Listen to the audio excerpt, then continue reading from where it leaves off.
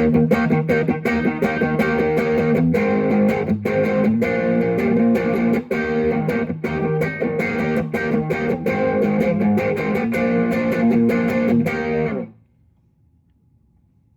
guys, how you doing? That was the theme song to Puppy Dog Pals that my kids are in there watching. How's it going, everybody? I know all the kids shows. I know all the themes. I could do pretty much all of them. I can play them all. So yeah, I think today is the day, guys, where I'm gonna change the name of the show, right? I mean, fuck this fucking virus. And I kind of want to get my name detached from that whole fucking thing. I'm just gonna call it homeschooling. I mean, some people wanted Tom Time. That's cool. I like homeschooling. My wife wants me to call it the Session Man because she's always called me the Session Man. But I think homeschooling fits, don't you?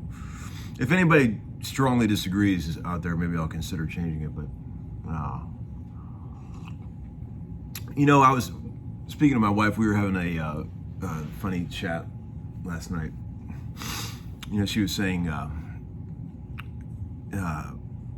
you know, she's like, this is cool that you're, you know, doing this stuff. You know, she's it's something different for you, you know, because all you've ever done is work. You know, she was talking about me doing these videos and teaching people. She goes, all you've ever done is work, you know. She's like, and you would have never stopped working unless something like this fucking global pandemic happened, right?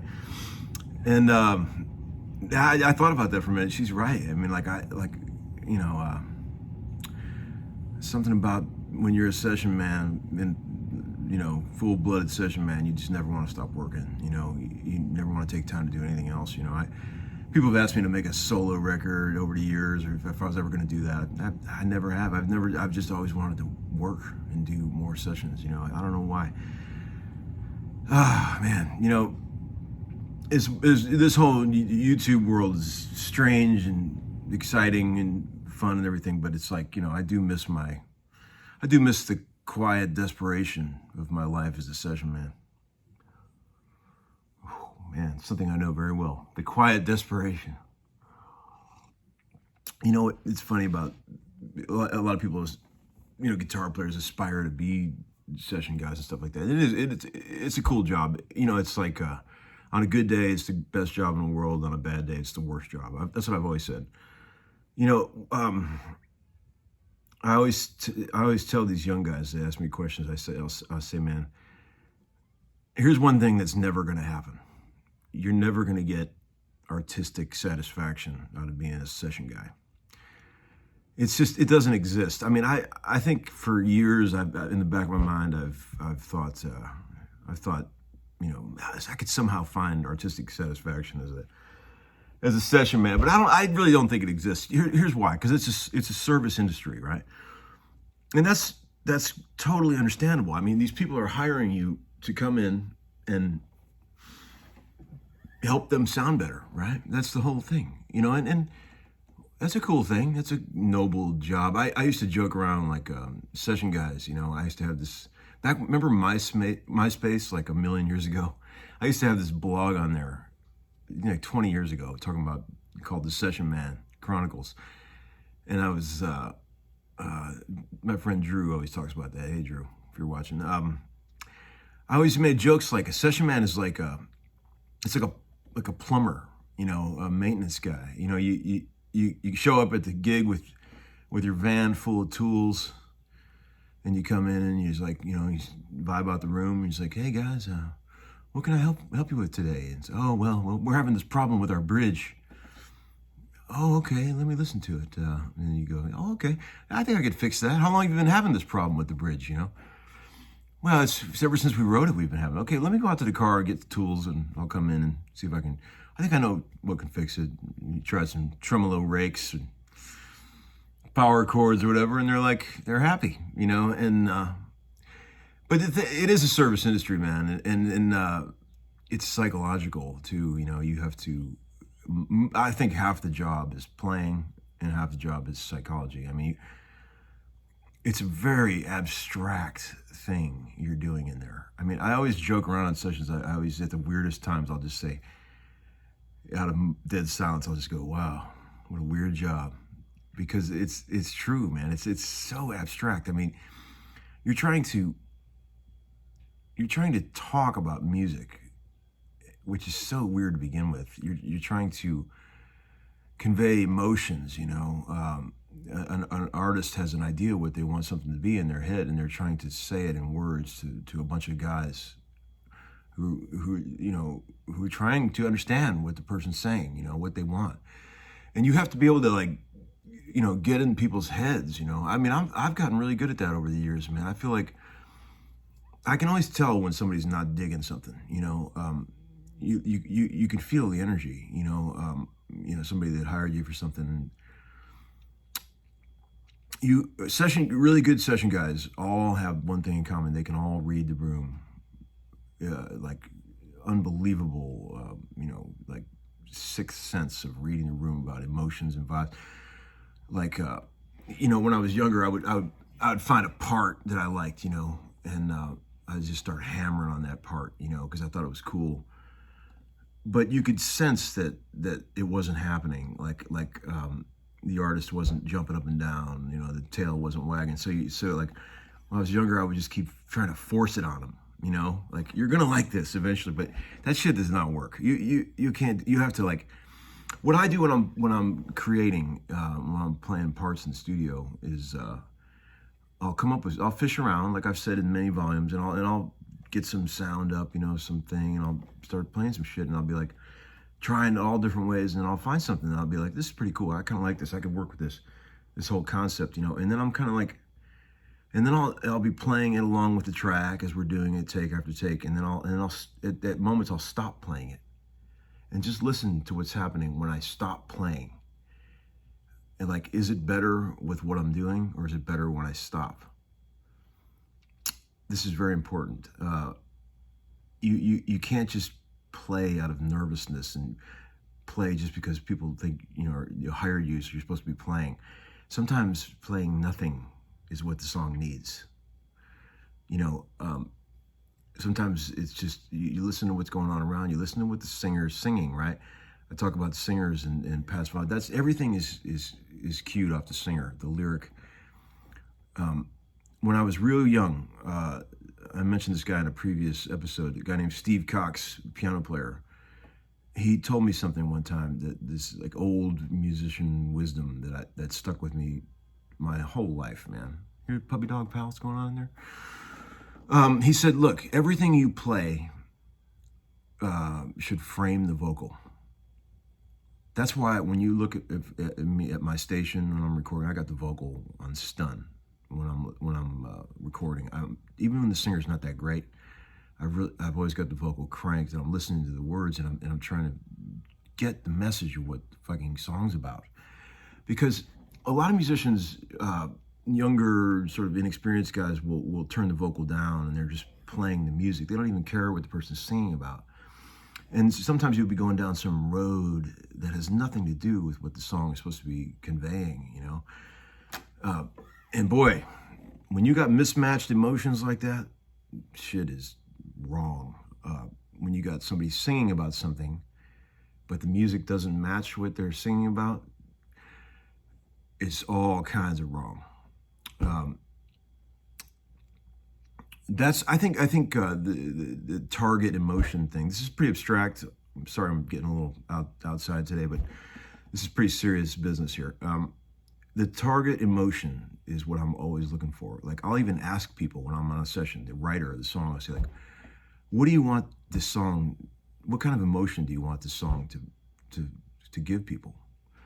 It's a pretty abstract question, but man, they know. They always know that I wanted to make them a little, they'll say stuff like, it's a little happy, but it's also a little, like, introspective.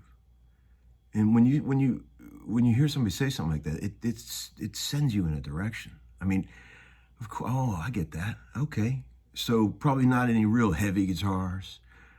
There's clues in what they're saying, right? I think a lot of musicians just get closed-minded and they don't listen to what the singer and the song is everything. We all know this, don't we? God, I hope we do. And guitar is just one cog in that wheel, right? When you're making records and you're playing with musicians, right? All the best shit I've ever learned in my life is all from piano players. I mean, I've been really fortunate in my life to work with like a bunch of like fucking incredible piano players. And piano players are like the quarterbacks of music, you know.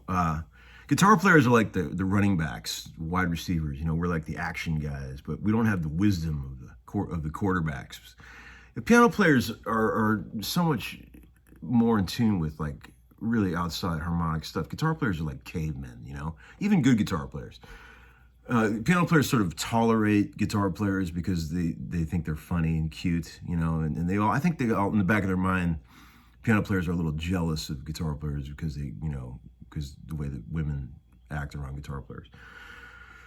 But, you know, musically speaking, I don't think piano players have much respect for guitar players, and that's usually pretty well founded. Now, this is a pretty blanket statement, but and there are obvious exceptions to this rule, but just across the board, you know, piano players, like the guys that have taught me stuff, they just have a deeper grasp of the knowledge of the way harmony works and the way, you know, they're not as limited as guitar players. You know, you got 10 fingers and all this room to like try crazy shit. Guitar players are kind of boxed into this very small little world here, right? And it can be amazing, right? And there's guys that have done amazing things in this little world, but piano is just more open and expansive, and it's deeper, you know, what you can do with it. This is in general.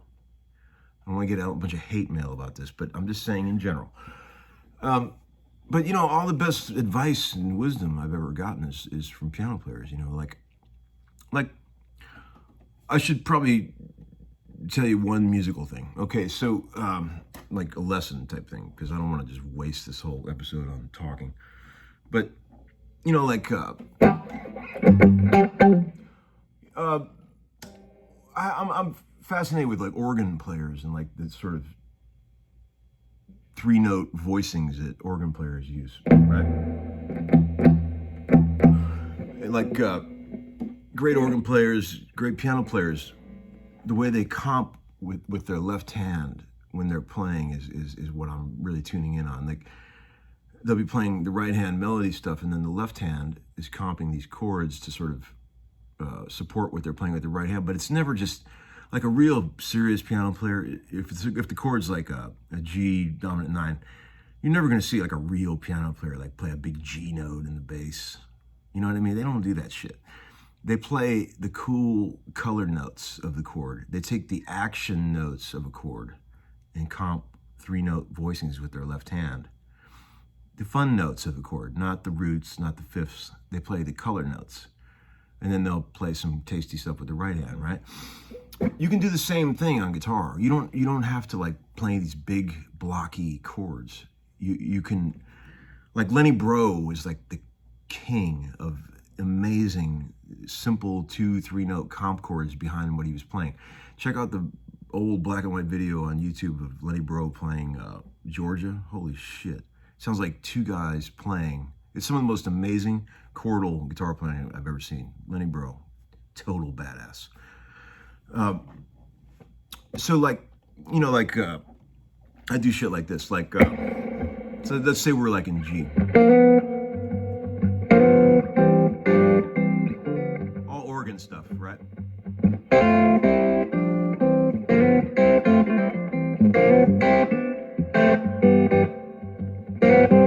4-chord.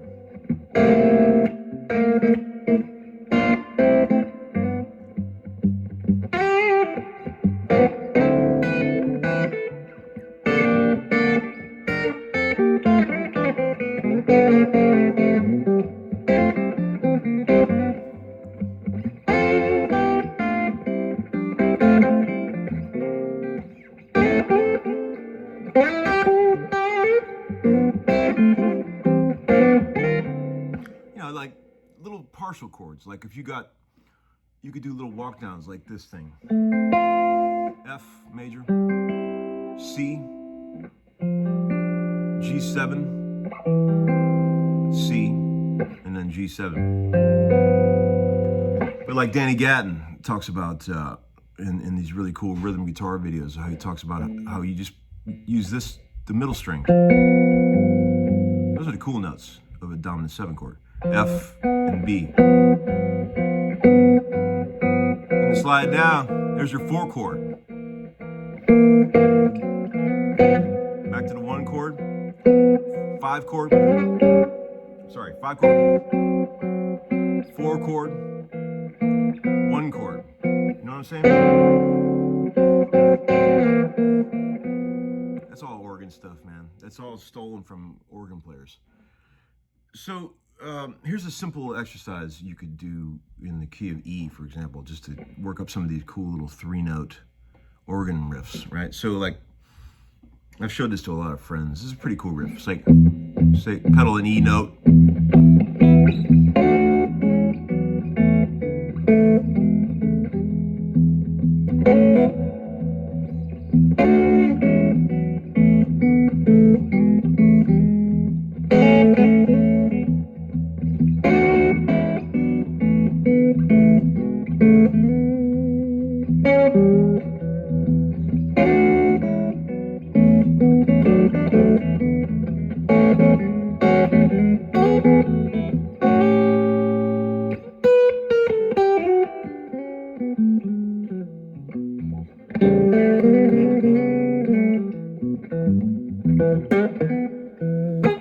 So like this little rundown is D major,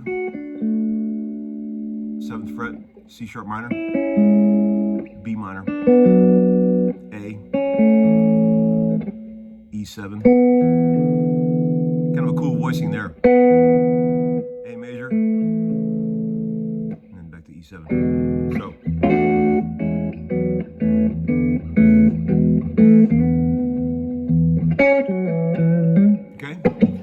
So there you go, a couple of little silly little organ things. Now, if you like the reverb you're hearing, and I know I do, I'm a reverb freak. Check this thing out. Look at this. This is that thing I mentioned in the rig rundown. The Evo Customs tube spring reverb. Evo Customs. You gotta go to that website and check out this reverb unit. It's incredible. Best sounding tube spring reverb I've ever heard. Everybody I've showed it to, all these heavy hitter guys, they all love it. And man, you gotta check one of these out if you like tube spring reverb. Check out Evo Customs, man. I'm telling you, you will not regret it. Okay, I think that's enough damage for today. I think I've exceeded my time limit. All right, see you guys. See you next time.